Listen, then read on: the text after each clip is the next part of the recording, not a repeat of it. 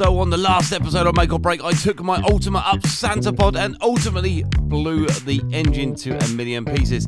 And this was the result of only bad timing, I can assure you that. But in this full video, we're going to take the whole gearbox, the whole engine completely out. We're also going to strip the engine down as well and find out what actually went wrong. But down here is the real reason and the real problem that our engine broke. Now that is a frickin' toolbox, isn't it? Thanks, Boxo. That's our main. Look at that. So she is completely full of swarf and metal filings. I think that might be part of a bearing. That is pretty horrendous. Just like that. Welcome to Hard Up Garage. Okay, so the Ultima officially broke down in the last video. So in this video, we're going to take the rear body off and we're going to take the engine out. I'm pretty sure the engine is seized, but only taking the parts apart and working out what has actually happened internally will give us a real idea of what's happened. First of all, rear body off, exhaust off, gearbox off, carburetor off, pipes off, air conditioning pump off, engine off. Let's go. So first of all, guys, I'm going to apologise. The weather outside is horrendous. It is pouring it down, so you're going to hear the pitter patter of rain throughout the video. But first of all, let's get the rear body off. I hate trying to find tools. Josh Wigley is a very, very good mechanic, but tool organisation is not his forte. Removing the rear body will allow me to get a proper look at everything on the rear end. Then we'll take the exhaust off, we'll take the gearbox off. We're going to take the starter motor out. We're going to remove the air conditioning pump from the side of the engine. Drive shafts out. When the gearbox is out, we're going to send that off to be completely painted and powder coated. The one thing I will say to each and every one of you people at home is that when you're taking anything apart, you need to make sure you know where the bolts go from. So shortly we're going to run up to Sainsbury's and we're going to get some sandwich bags and we're going to basically label every single set of bolts that come off. So if this doesn't go back together for, let's say, a couple of weeks, I know exactly where every single bolt goes. So I have inlet manifold bolts, rear body clam bolts, drive shaft bolts, that kind of stuff. This makes the putting it back together a lot easier. So I've been searching for tools for ages, but I had an idea. I'm going to phone my mate Dave from Boxo Tools and see if he can help me out. It is a Sunday, by the way. Hello Dave, how you doing? Yeah mate, I'm currently pulling the gearbox and the engine out of the Ultima, and I'm not going to lie, I could really do with some tools. I don't know if there's any way you can help me out. What do you mean they're on their way? Really? Alright, cool. Appreciate you, dude. Thanks mate. So, Mr. Dave Bennett from Boxo Tools has told me that my tools are on their way. So, if we get the rear body off, hopefully by the time we start cracking on, our tools will come around that corner. If you need any tools at all and you're a mechanic or you're an electrician or you are even an engineer, Boxo Tools have the best selection of tools in the United Kingdom. I'll tell you what, I'm going to put a link to the description and the catalogue on the screen, and if you need anything, please give the guys at Boxo a ring. You will not be disappointed. They are absolutely amazing at what they do. So first of all, we need to remove the rear pins to get the rear body off. I can hear a forklift truck. It's getting louder. They can't be that quick. What is that? It's the saviour! It's Christopher Wrigley on a forklift! That was quick! We ain't the Chris Wrigley delivery service, the amazing guys at Boxo Tools not only got my call but delivered as quick as they possibly could. The amazing guys at Boxo Tools have tools for every single placement. Oh, it's black! Look at the size of that! Oh, that's cool. I thought he was going to send me a small box. That's a big one. That is a big one. At the end of this video, we're going to show you a full unboxing. But guys, if you need any tools at all, head to boxo.co.uk. Huge thanks to Boxo. Please hit the link on the screen. Without Boxo, I would not have the brain power to get on with today. It's raining, my cars go wrong, everything else is going wrong, but my tool section hasn't. Thanks, Boxo. This outside, out the way. Now with the body off, we can see just how much of a task this is going to be. So first of all, we're removing the rear gearbox mount. So we need to get that out of the way. Then we can get the exhaust off. Oh, now that is freaking cool. You can just unbolt it like that with ease. It's so good. Oh, and there's our second pipe out of the way. So the next step is removing the exhaust manifolds, and I can only assure you how important it is to take your time. Using a ratchet instead of a gun is very, very important, and using the right socket helps. So that's one exhaust manifold undone. Woo! One down, one to go. Exhaust manifold number 2. Okay, so with the exhaust manifolds out of the way, it's now time to get our gearbox out of the way.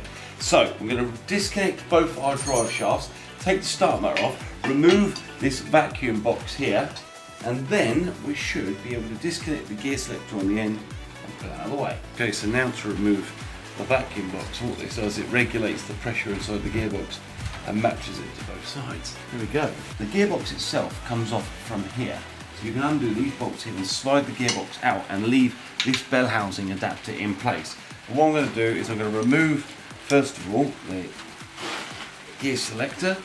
We're also going to open the front in a minute and disconnect the battery, because what we want to do is we want to make sure that all the battery and all the voltage doesn't get arced out anywhere when we're removing the starter motor. I'm going to stop messing around trying to turn something with a spanner and go get myself a new fancy ratchet. Thanks, Boxo. So, that is the gear selector out the way. So time to get the drive shafts out, starting off with the left one.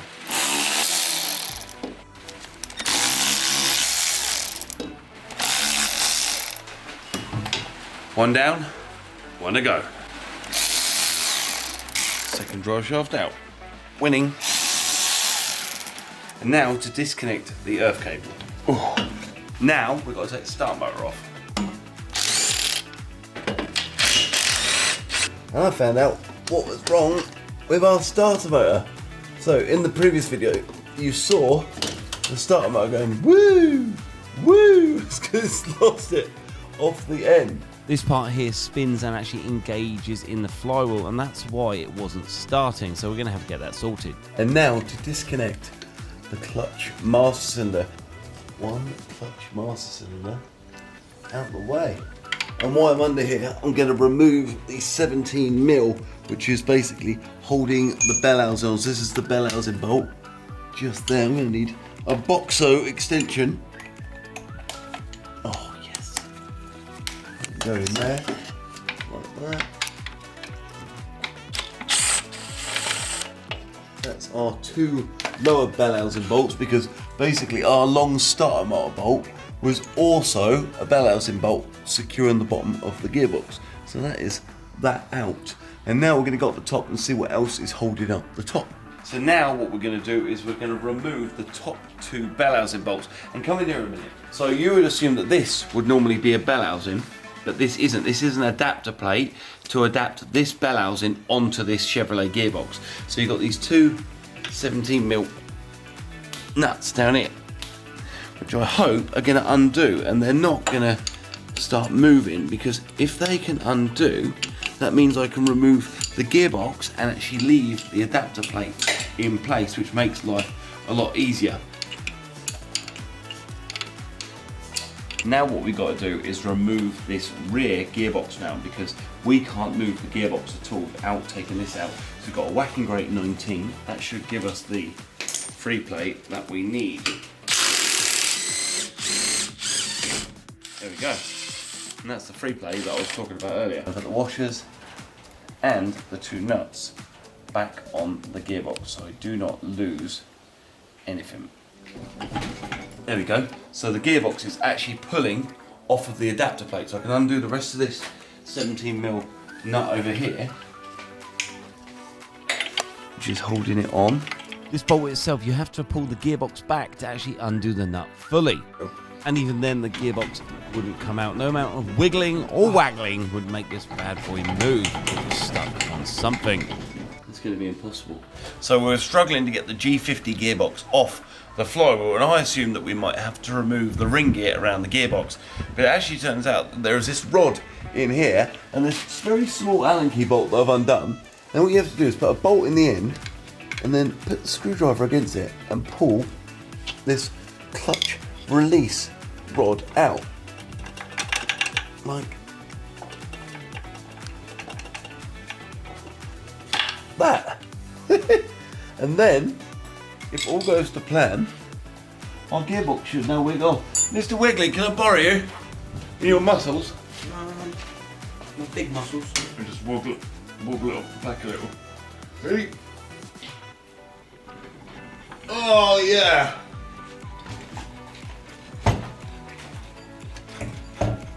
Okay, we're going to run out of space in a minute. That is a tight fit. Right, that is there. Ooh.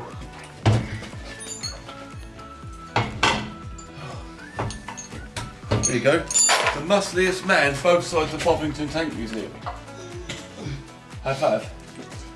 That was teamwork because I turned up. I think you find that was a low five. Right, so with our gearbox out, it is now on to removing the engine. And first of all, a lot of it can stay on. What we're going to do is we're going to disconnect some of the cabling and the wiring harness, pull that out of the way, and then we'll get some sort of crane in here and pull the engine out. It's all happening. Now what we're going to do is remove the cabling. So we've got these two cables up here that pull out. And we've got these two here, which are oil pressure switch. Which I might have to get some pliers on because they're really, really, really tight for some reason. We undo our air filter up here. Our air filter out of the way. Christopher Wrigley saving me again. Oh, it's so nice having good tools. And now to remove the throttle cable. So this is the oil pressure sensor, and they are very, very tight. But did you know that an 11mm multi-spline spanner will actually fit on and give you the grip you need without damaging the nice little plastic fins on the oil pressure switch? Look at that. Now to remove the air conditioning pump. Yes, this 1998 Ultima has air conditioning, and the bracket itself goes down and actually adjusts against the actual body itself. So I'll remove the top bracket, which I've just done, and now we're going to undo the 4 bolts, securing it to the side of the engine, and then that will drop off out of the way. Then we're going to drop the coolant. Then I'm going to drop this plug off here, because one little electric plug for the air conditioning. I'm going to take those 4 bolts off, and then the aircon will come out of the way. Then we're going to drop the coolant. Then basically we've got more coolant pipes up here and a fuel pipe to come out of the way. Then we should be in a pretty good place to pull the engine out. I was expecting that to kind of fall off, and it didn't, which was a bit weird. So with our 4 bolts off, a little bit of a jiggle, and that is our aircon pump off. The air conditioning pump bracket also doubles up as a casing cover for where the original push rod fuel pump would go. We're going to go to the front, we're going to disconnect the battery, and then we're going to drain the coolant from the front. And the reason I'm going to drain the coolant from the front, not the back, is because the engine is higher than the radiator. So if we drain it, all the coolant from the engine should run all the way to the front and dump out the bottom. Let's go. So now we're going to drain the radiator and all the coolant from the engine. So we're going to undo these lovely stainless steel clamps that we got from Silicon Hoses. There you go. I think we have to work on our bucket placement in the future, because as you can see, not a lot actually hit the floor. Whoa! So after removing the coolant cap, the rest of the water emptied into the bucket. So now what we're doing is removing the servo pipes. This here provides vacuum to the servo. I've also removed all the coolant pipes, and we've drained the coolant. I've got one more coolant pipe which is attached to the front of the water pump, which I'm going to get on right now. And then this side is done. I'm going to come around the other side to see what else is there.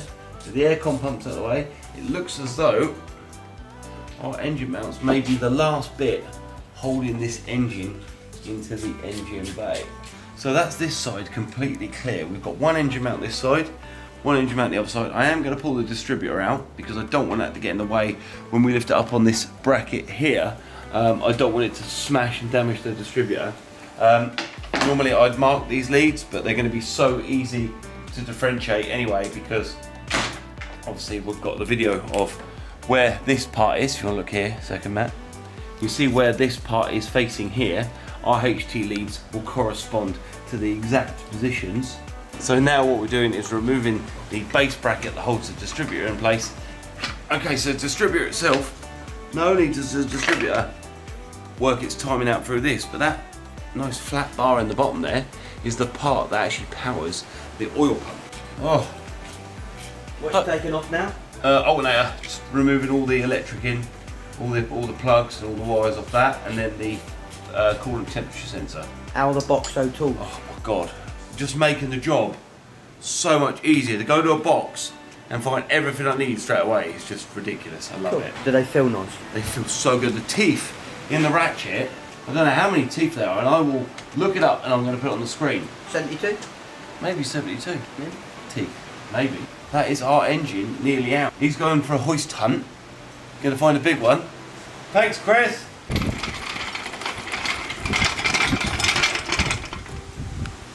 Need a rest. Getting old. So with all our cabling out the way, our coolant type pipes disconnected, our fuel pipe disconnected, it's now a matter of undoing those engine mounts and then giving it a little tug, and it should fall out of the hole.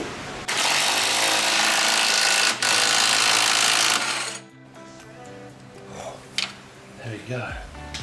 That should fall on the floor. So that's one down, one to go. That's the nut off. Now to pull the bolt out, and that should be the last thing holding our whacking great Chevy engine in the hole. So with both of our engine mounts disconnected, that engine is basically just sat there waiting to be tugged out. Now it's just to drop the car down, get the strap around the engine, and oink it out the hole. If you have an old car in the yard that is going to the scrapyard, you can utilise the seatbelt. These are super strong. Look at that. And they're designed to take lots of weight. Would you look at Wyatt? So now what we've done is we've used an old seatbelt at one of the cars in the yard. We've moved the car back because this actual engine stand itself, engine hoist, was going to roll into where the pit is. Chris is going to lift it up and hopefully we can oink it out the hole.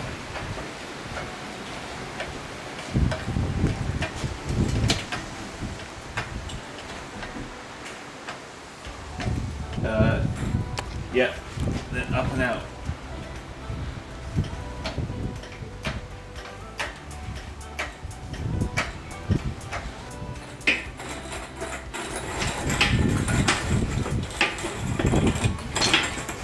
There she be.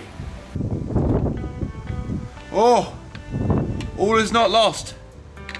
It turns over, which means it might not be completely seized, which means our bores might be okay, which means we might get away with a crankshaft. Maybe. Maybe. Right, next job is to get this engine mounted onto an engine stand, but first of all we've got to take the flywheel and that off and all the bell housing adapter kit off so that can bolt on, and then we can start taking our heads off, inlet manifold, oil pump, thermostat, alternator, crankshaft, pulley, and everything else.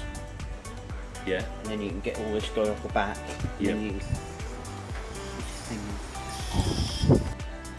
Custom block there at 1024380. So now what we're doing is removing the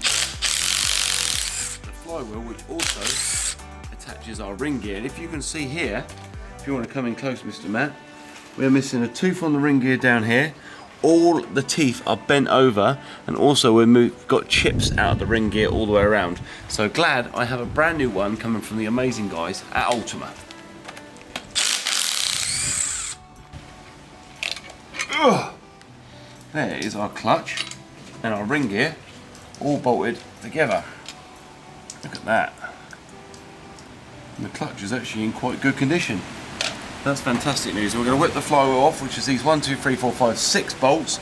Spigot bearing in the middle. Our flywheel has got a bit hot, but there's no high spots there, which is very nice. There we go. And we've got to be very careful now because this is bloody heavy. I don't really want that to fall on my toes. So now what I'm going to do is take off the adapter plate because I'm struggling to get the flywheel to fall off. And this is quite a special bit of kit. This has been milled out of aluminium. What it allows you to do is this plate here bolts to the Chevy gear engine area where the bell housing would normally fit, and then the G50 gearbox perfectly fits up to it. So that is a very, very special bit of kit that needs a good clean. It's pretty minging. Oh, she's going. Oh, there we go. Look how lightened that is. So all those holes there, that means it's fully balanced and been lightened, right? I would say. Very pretty. So what we're going to do now, we're going to put all our stuff out the way because this obviously is a workshop that gets used every day. And I don't want my stuff getting in the way of everyday life at Wiggly Farm. So what we've managed to do is get the engine stand bolted to the engine, and now I'm going to drop it down and hopefully the engine doesn't fall on the floor. There we go, so that is there. We'll disconnect that for a moment. So let's see if we can get this inlet carb off, rocker covers off, inlet manifold off, water pump off, and then we can turn it over with the sump off, drain the oil. But no engine rebuild would be complete without a strawberry to soften the blow. So first of all, one of the most important things is these bolts have been on here for a number of years, so a bit of WD-40 all over the bolts ain't gonna hurt. So first of all, we're gonna remove the carburetor and basically put 4 half-inch nuts with little washers on it. So we're gonna rip that off, and this is where I'm gonna give you the tip of the day. All right. So I am gonna show you a little trick that I learned when I was younger, which I thought was stupid. Actually, turns out it's probably one of the best pieces of advice I've ever been given. So you've got your 4 washers, you've got your 4 brackets, and you've got your 4 nuts. You've also got your carburetor spring, which you're going to need. All your washers and all your brackets are all there. And then you do something really, really simple. You buy yourself some sandwich bags, right? You open them up, you pour your bits in, you seal them back up, yeah? And then you get a Sharpie, and you write on there, carb, bolts, spring, and bracket. And then what you do is you make sure it's sealed, which it is, and you lay it upright in a box so you can find it later. Win-win. Then you lift your double barrel carb up, which is full of fuel. That's silly. Look how clean that inlet manifold is.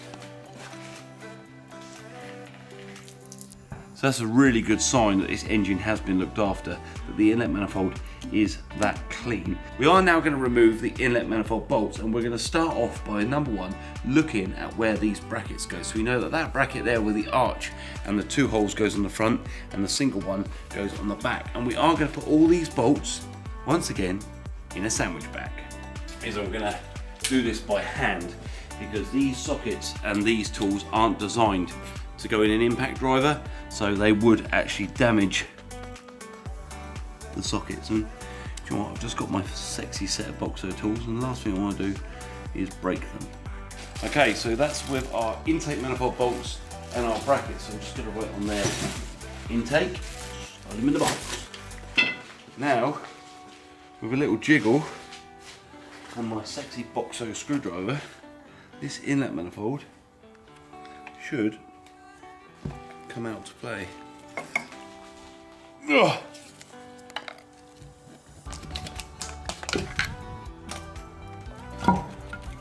Oh. Wow! Not only is that immaculate, right? Look inside the engine. Would you look at that? How amazingly clean is that engine? It's grass. That is absolutely stunning. And that gives me some real hope here that we haven't done too much damage inside the engine. Oh my God, it's so immaculate. Oh, it's made my day, that has. Push rods, the valley here is very clean.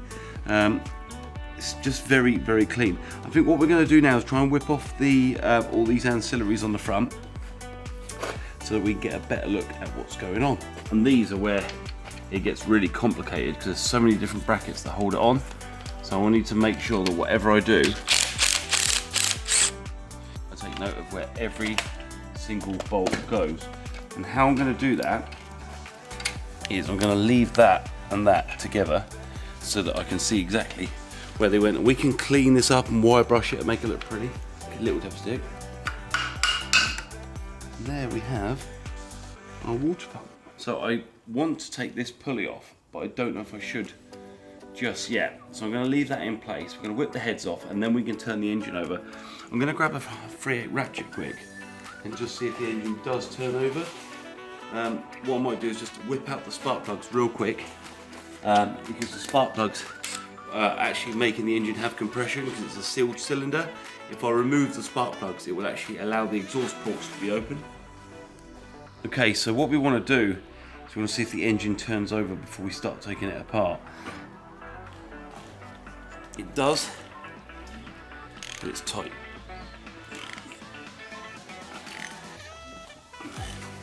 And that should move quite smoothly. It doesn't, that's quite tight. So now we're going to rip the rock covers off and whip our cylinder heads off.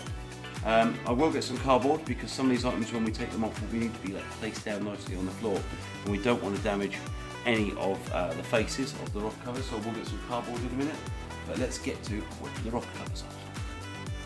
Okay, so that's our rock covers, and once again inside these heads is absolutely immaculate. We may be able to reuse the rock cover gaskets, but I'm pretty sure we can get new ones quite cheap. So what these are is the rockers, and they're attached to something called a push rod.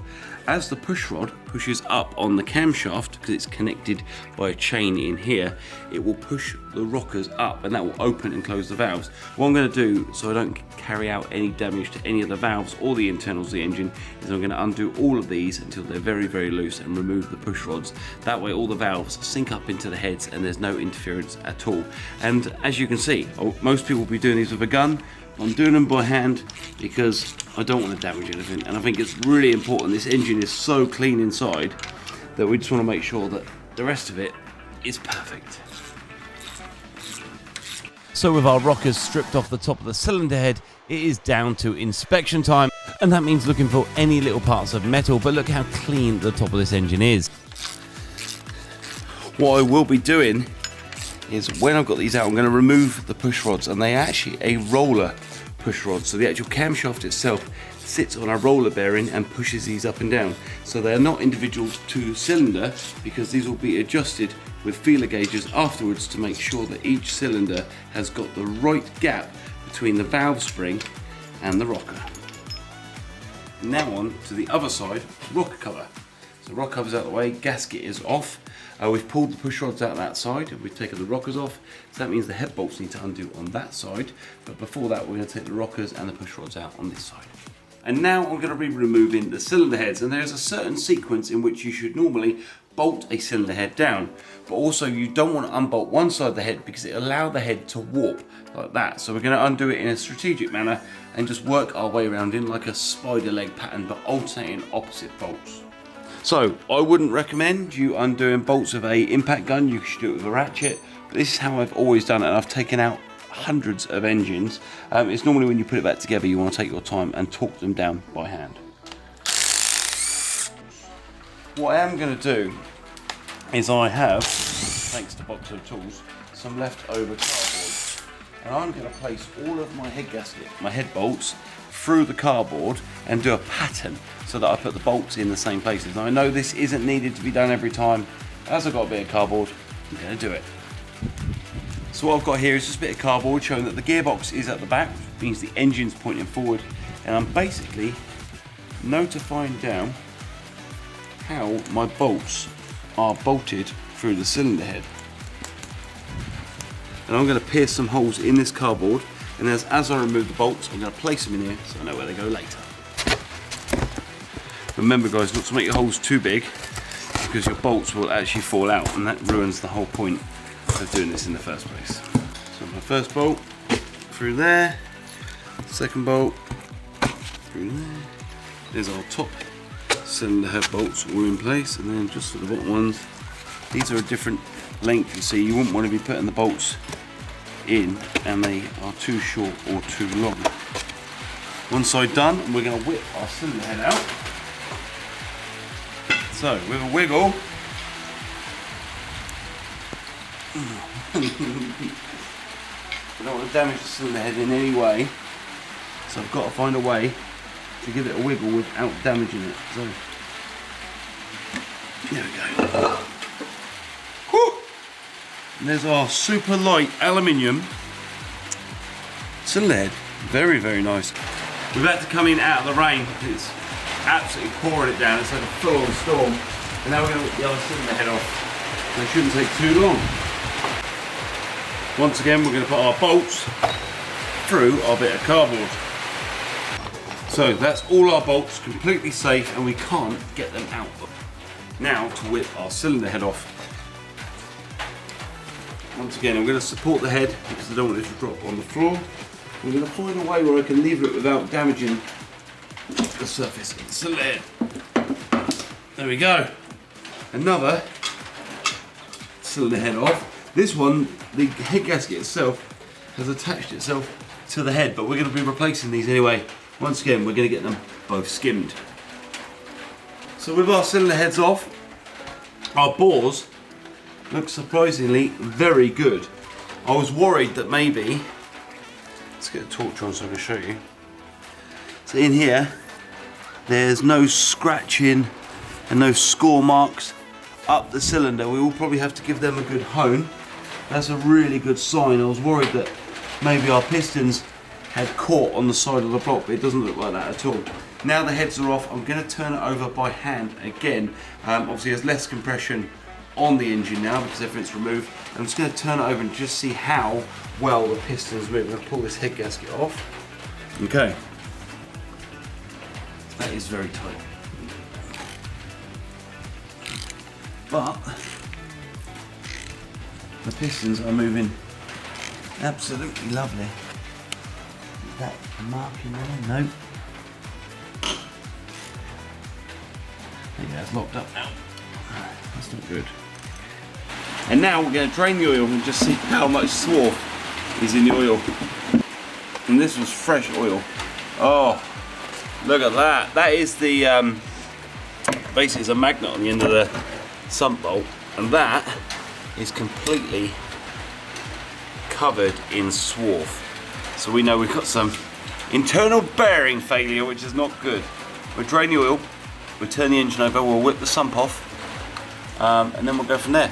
But yeah, not a good first step, to be honest. What a shame.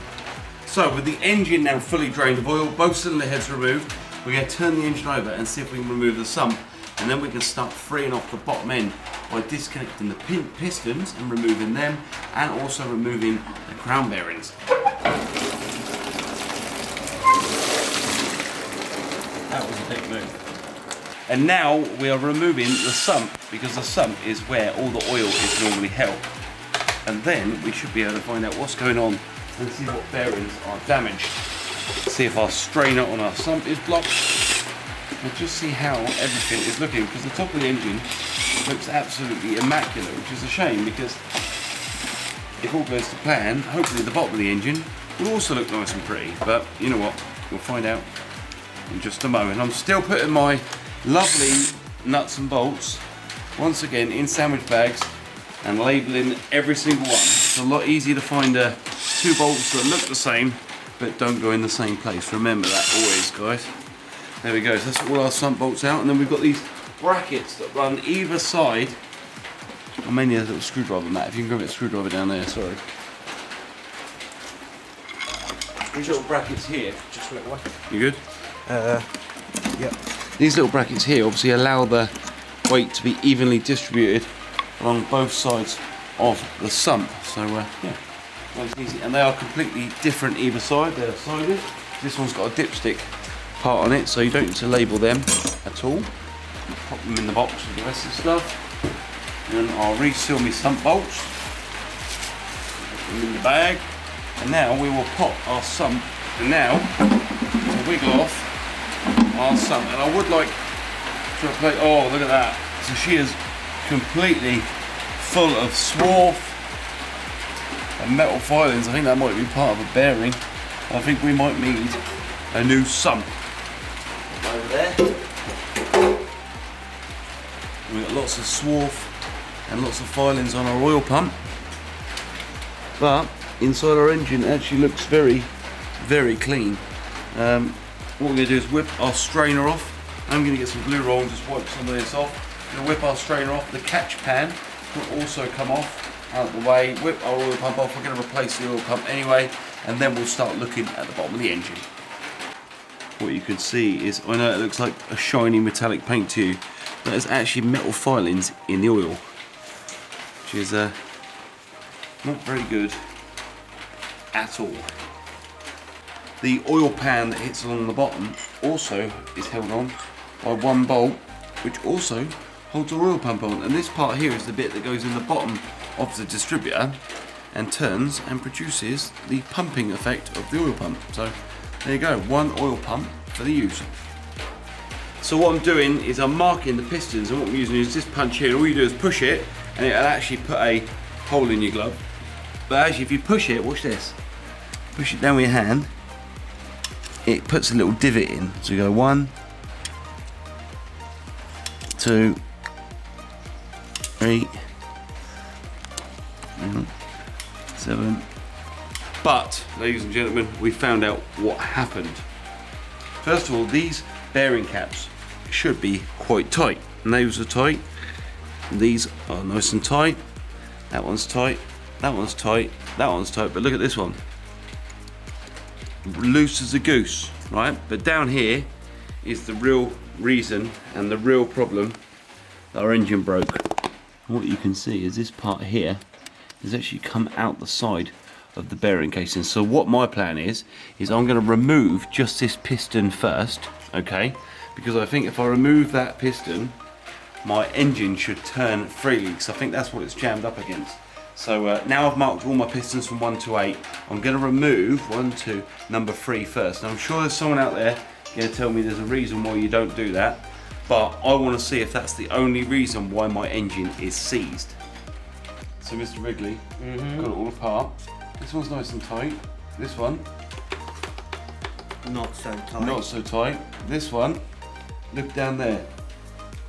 I think our piston ring has come out the side of the No, not your piston ring, your shell. shell, sorry, yeah. Nice. That doesn't look good, does it? No. So what I was going to try and do was I was going to try and remove that piston, because the engine's seized again. Oh, is it? So It's probably tightened up on there. That's it, so I was going to undo this one, get this piston out and see if it turns over nicely. Yeah. So we know what it's tightened up on then, don't we?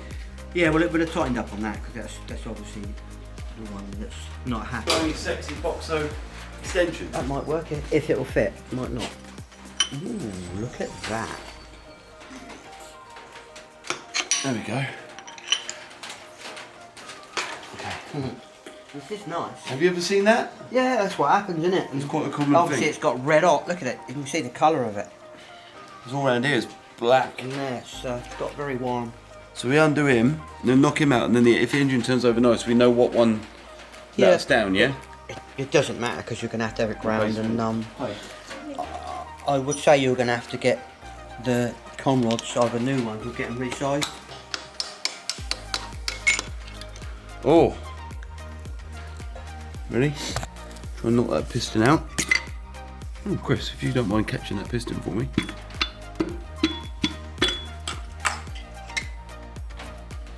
It is very clean in the top of the engine. You can see it, how blue and immaculate it is. Yeah, I mean, look at it's had some work in it. So he, Down in the piston. will he live again? You'd have to get the conrod resized, like I said, you'd have to get them checked. Right. Here's your Okay. Boxo. Thank you for my Boxo. We've renamed our tools. Instead of the proper names to them, we're just going to call them the Boxos. Right.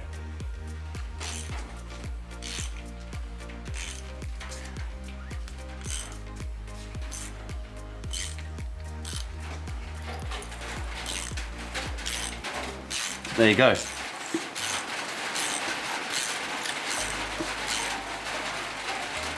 That was your main offender. That's our main.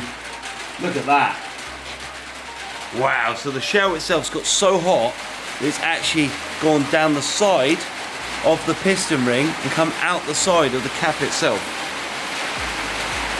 That is pretty horrendous. Just like that.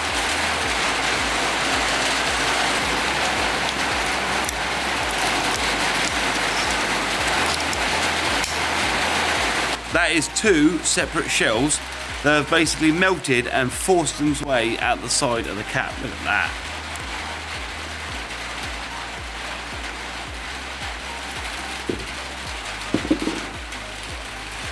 The balls look alright. Yeah, probably home. Look at that. God, careful.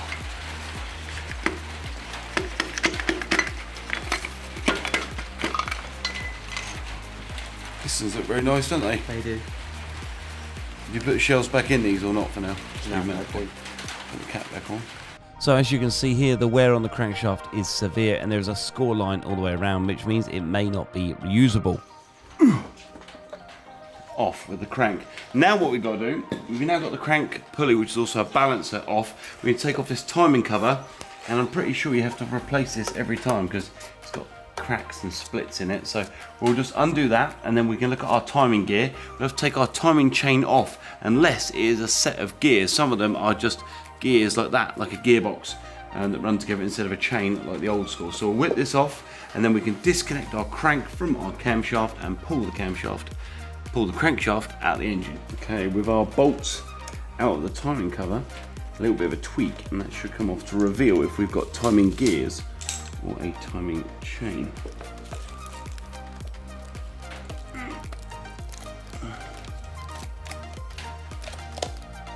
at that. Yeah, that's our gasket there that obviously holds our sump gasket, but we've got a timing chain. And I'm going to show you in a minute, there's a point there, see that divot and that divot there are both markers, and we're going to turn the engine over in a minute until they both match up, and then we can remove our chain. We definitely need a new timing cover, so it's got a crack in it. Right, let's put our crank bolt back in and turn our engine over. With these 2 points matching each other, that means the engine is in time. And now we have to remove the bolts on the camshaft gear, because as you can see there is no tensioner, and what you do is give that a wiggle, and that comes off with your timing chain in place, and you should be able to get your timing out and get your chain off your crankshaft. There you go. And that now is our crankshaft completely disconnected from our camshaft, so the engine is not timed at the moment. And now what we're going to do is we're going to undo all of these here, which are our main end caps. Okay, and there's like 1, 2, 3, 4, 5 of those. We are going to mark them again with our pin punch just to make sure that we get them in the right place, and we're going to place them down in order. So first of all, I need a rag, which is over there. So what this is, as you notice, there's 4 bolts on the main caps. That means that this engine is a 4-bolt main, which means it's a lot stronger than a standard Chevrolet engine. We need to make sure these studs here remain in exactly the same place, because that's how our oil pan matches. So as you can see in this main cap, it is completely pitted and worn out, so that is not good at all. That shell is completely ruined. So the sump gasket itself, guys, ladies and gentlemen at home, is a 1-piece gasket. So not only does that part there that goes over the timing cover be 1 piece, but if my thoughts are correct, it should also be 1 piece at the rear. So this piece of rubber in here is also attached. It gives you 1 whole gasket. Look at that. Would you look at it? How do you lift this out? Because that cap there, see a cap? That'd be back It's cover. bolted on. Back cover, you'll have to take it off the stand probably, and then That's annoying. So I've made a bit of a mistake. This end cover here holds the gasket on the end, which is your rear main oil seal. So I'm going to have to now take the engine off the stand. It's a pain in the butt. Take this off, undo that to get the crank out. So I'll get some rag. Lay this on the floor. What I was trying to say, guys, is the bolts for that rear crank main seal are hidden behind the engine stand, which is an absolute nightmare. But with the use of the seatbelt again, we can lift that engine up off the stand and hopefully get that gasket off nice and easy. Massive thanks to Chris Wrigley here. He's gone above and beyond on a Sunday to help me. But now the engine is balanced, I can assure you it's not that safe. Don't do this at home, ladies and gentlemen. It's off with that engine stand. 4 bolts, which is off. So this here is the rear main oil seal, and that stops the engine oil being poured into your gearbox. That's 12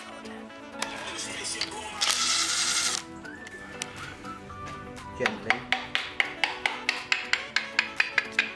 There we have it. One rear main oil seal, which means our crank, if we're not careful, could fall out on the floor.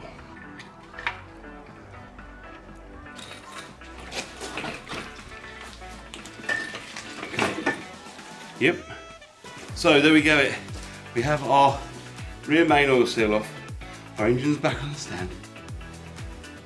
Which was, if I'd thought about it earlier, it would have been a lot easier, but not so much. Now, to lift our crankshaft out, which is covered in swarf. Wow. So, that one. It's going to want a major regrind. Yeah. Or a new one. She is pretty worn out. So, basically, after pulling it all apart, we found out that a couple of our main ends are knackered, and also our big ends are also worn out as well. These are big ends and these are your mains. Okay. Yeah, they're pretty much. It's This one's knackered. knackered, The yeah. whole thing's Shot shot up bits, yeah. everywhere. So now what we're going to do is we're going to end the episode there. The engine is out, it is completely stripped. We're going to drop the crankshaft to a place local to me who can try and do a regrind or advise us if we need a new crankshaft. We're going to order new shells, we're going to order new gaskets, we're going to order a new oil 25. pump.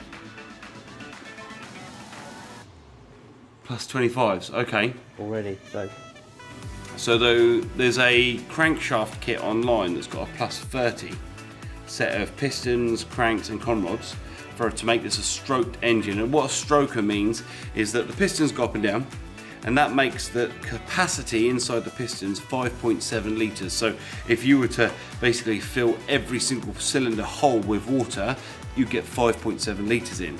But what they do is a 383, so that's a 350 cubic inch, and what you do is you basically lengthen the strength. So the crankshaft itself goes further, which means it pulls the piston further down, and it makes it a 383 cubic inch, so it makes it a bigger engine theoretically. So I need to decide what route to take, what the next steps are. But thanks for watching this episode on Make or Break. Next week we'll have another massive update for you. Will it be going back together? Will we have the parts? Will we get the festival speed? Probably not, but it's nice to have goals. If you don't have goals in life, you don't get anywhere. Thanks for watching. Don't forget to hit that subscribe button, the like button, and comment in the section below what we've done wrong. Yes, we've worked on the floor. Yes, we have worked in the rain. Yes, we're not in a clean setting, but I can assure you it's going to be perfect. Thanks for watching. Guys, the video is not over yet, and coming up soon we have the full unboxing. Just look at that amazing engine space. We're going to get that all cleaned up. We're going to get this engine rebuilt in the next couple of episodes. But for now, let's see what Boxo has sent us. Oh, it's black! Look at the size of that! Right, now, we're going to lift it off. I don't think that's going to go very well.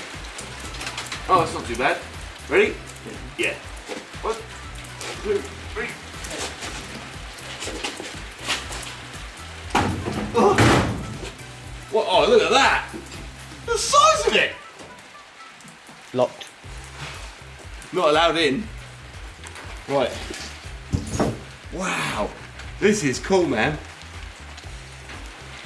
Oh, sorry, I'm excited. I know we should get the other stuff out of the rain. Sorry. Onto our top box.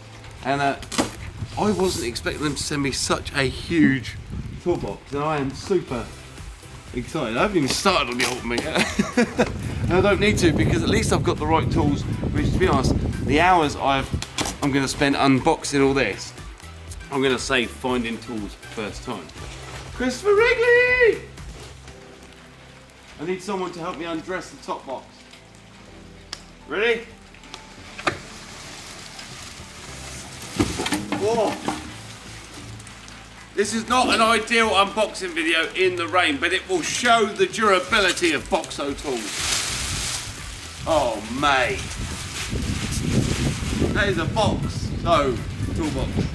We've got the handle wiggly, and we'll spin round and then back in. Ready? Oh, a bicycle. You're not that tall. Is that a tool? Is that a tool related job? Now that is a frickin' toolbox, isn't it? It is. Oh my god. Put your sandwiches in there. But it's a sandwich box, it's a lunch box. So you've even got a full 240 volt 4-way switch in here. So what you can do with all my Milwaukee chargers and all my tools can all stay safe up here, and completely stunning drawers. I mean, the ball bearings are absolutely lovely. You can feel them move really, really smoothly.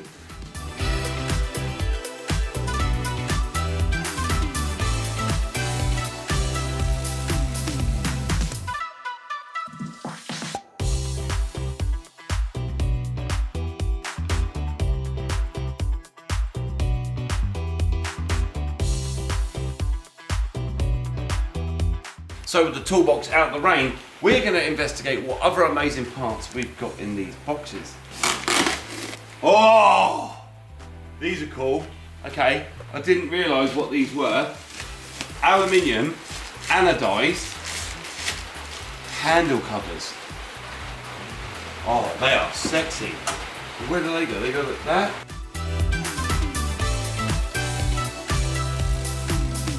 So Boxo Tools not only have sent me an amazing, flawless black toolbox, which was in the rain, I'm really sorry Boxo, but now it's in the dry and it's fine.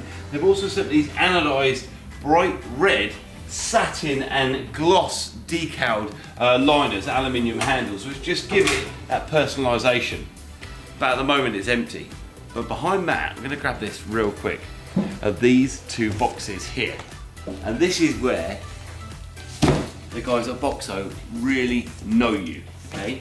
You let them know exactly what you want and they will send you every part that goes with your toolbox for your trade. So these here are drawer linered tool storage boxes with the actual sockets built into foam, okay? What that allows you to do is not only keep all of your tools in one place, but actually with their own perfectly sized tool liners, they can actually slide perfectly into these drawers. Is that not a thing of absolute beauty? That, my friends, slides in just like that. It's absolutely gorgeous. I don't think I've ever been so excited about sockets in my life. This is absolutely ridiculous. Every socket now has its own place. I've got spark plug sockets, I've got all different types of ratchets, quarter drive, half inch, and 3/8. I've got every socket, every bit, every screwdriver. But what else have we got in these amazing boxes? Guys, I am buzzing at the moment. I don't think I've ever been so excited. It is Christmas. Sorry, I was excited the day my children were born and the day I got married. Oh yes! Leah Dammers, everyone loves a spanner. A full set of spanners from 6mm to 32. I mean, now that is one hell of a range. Check that out. And I'm going to put them in the opposite side over here. Josh is not going to know what hit him. And as you can see, Josh is not in this video because he is gallivanting. Unlike me on holiday all the time. Look at that. Is that not beautiful? With the red and the black to match the toolbox. It's just very, very pretty. Josh is on Olliebobs. And out of all the time I have known Josh, he has never been on holiday. Hopefully when he comes home, he will be blown away. Also on their way, Boxo is sending me another care package, which I don't know what it is just yet. So when that comes, I will also do a video on that too. So now we've got the spanners and the socket drawer liners. We have got two more, and I don't know what is in here. Ugh! All I know is they're very heavy. Oh wow, we've got a full set of impacts. So basically we do use a lot of impact guns, and you shouldn't really use chrome vandanium normal spanners and sockets with impact wrenches, because they can damage and flake and you can actually break the tools. But Boxo sent me a full set of impacts, including adjusters as well. Yeah, 3/8 to 1/2 inch, 3/8 to 1/2 inch the other way, and 3/4 inch to 1/2 inch. Wow, and we've got a couple of wobblies, knuckles as well, adjustable knuckles. They are really pretty. Look at them, Chris. They are lovely. They are lovely, aren't they? And they look strong. They do look really nice. And once again, they've gone again with the foam to match the toolbox. You've got the black and the red. That is gorgeous.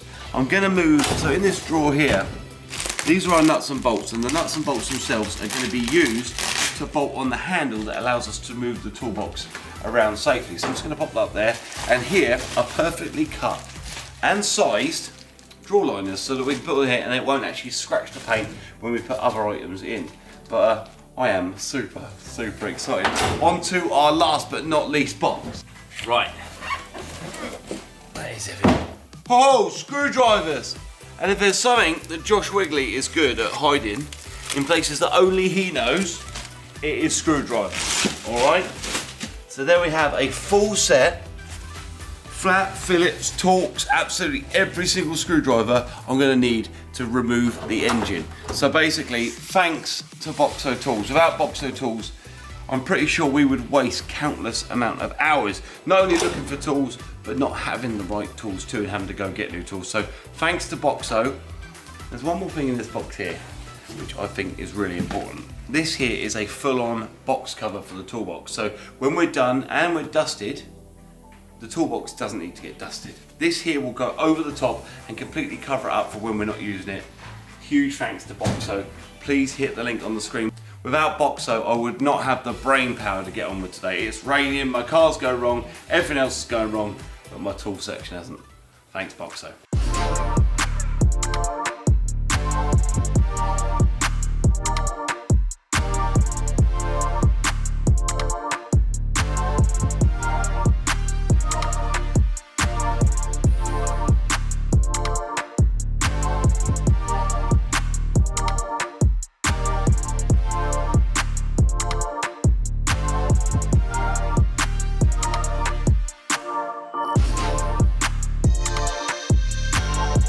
Head over to boxo.co.uk to look at the amazing tool selection. They truly do have every tool for every job. I would not be using another tool. Go check them out. Thanks, Boxo. Thanks for watching, guys, but now what you got to do is hit that subscribe button, followed by the bell icon. What the bell icon allows you to do is let you know when we release new videos every single week, including this crazy video with Snoop Dogg's Cadillac Coupe de Ville. We're also available on amazing platforms like Facebook, YouTube Shorts, Instagram, and even TikTok. Thanks for watching, and we'll see you next week. Keep being amazing. Sounded like a real anthem. Shawty saw my wallet, now she think a new ransom. Whoa, telling me she wanted me to hammer. Trying to get saved, baby, I am not the answer. No.